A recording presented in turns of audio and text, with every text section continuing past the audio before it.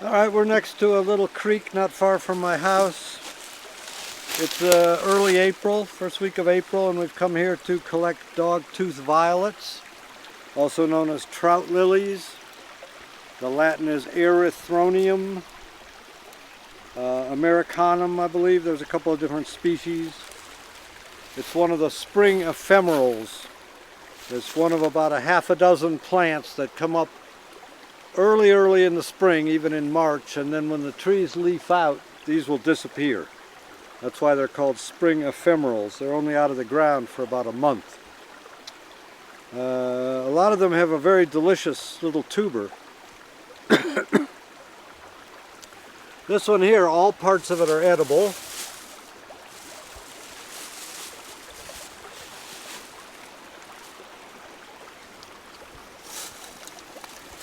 Beautiful flower, sort of nods. You have to tip it up to actually see what it looks like. By the time it reaches flowering size, it's several years old. It's a pretty good sized tuber. Most of these are not yet flowering size.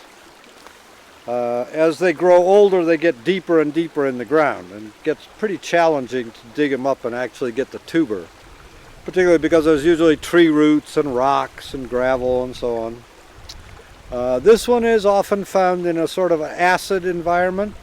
So you can see if we pan the camera, there's a bunch of rhododendron in here, which would suggest that this is a kind of an acid situation. And moist. We're right down next to the creek. So acid and moist. And these will really carpet. They'll do a good job on their own. If I just bring a few of these home, which I've done in the past, they will make seeds. Now, one of the problems is that by the time the seeds are ripe, the entire thing is going to have disappeared. Like all the leaves will have gone off, and there'll just be a little seed stalk, very hard to find. I've actually gone and put Ziploc bags over the flowers to go back a month later and collect the seeds. We might demonstrate that on a video at some point. But this is very delicious. In Japan, there's another species, Erythronium japonicum. They grind these tubers into flour, and it's extremely pricey, very classy wild food. So if a person could figure out a reasonable way to grow it and harvest it, anybody'd like to eat this. Let's see, so digging them up, well, I don't know, we can try. We've been here for about an hour, and we've got, a fair amount. You can see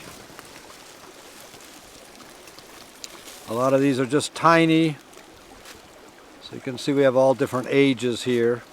I'm going to take these home and plant them. What I want to try doing is laying a board or a rock or something and putting about 4 inches of topsoil on top of it and planting these. And then that one we cut right in half there. And then a few years later, when we come to harvest them, we'll just be able to peel it back and pick out the bulbs. That's the theory anyway. Sometimes you can find situations in the woods like that. For these, other spring ephemerals are ramps, spring beauties, toothworts. All of them have a tasty little tuber. And so we will be filming them as well as we go along. As I said, all parts of this are edible. We could just harvest the leaves. There's any amount of leaves here, and there's no work to that. But the tubers are, I think, the most tasty part of the whole thing. Let me try and dig one up. See if oh, good luck. Ground is nice and soft right there. Probably not really a terrific idea to do too much digging right next to the stream channel, but I just want to show you how it works.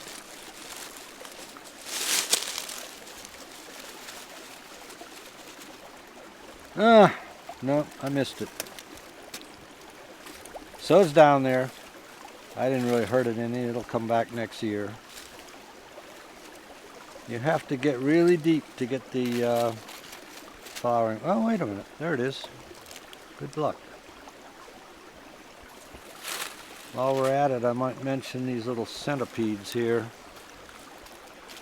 Very cute. These get quite a bit bigger. That's just a little baby one. There's the red and black coating, and if you bother them a little bit, they smell just like almonds, which is, of course, is the smell of cyanide. That's their defense mechanism.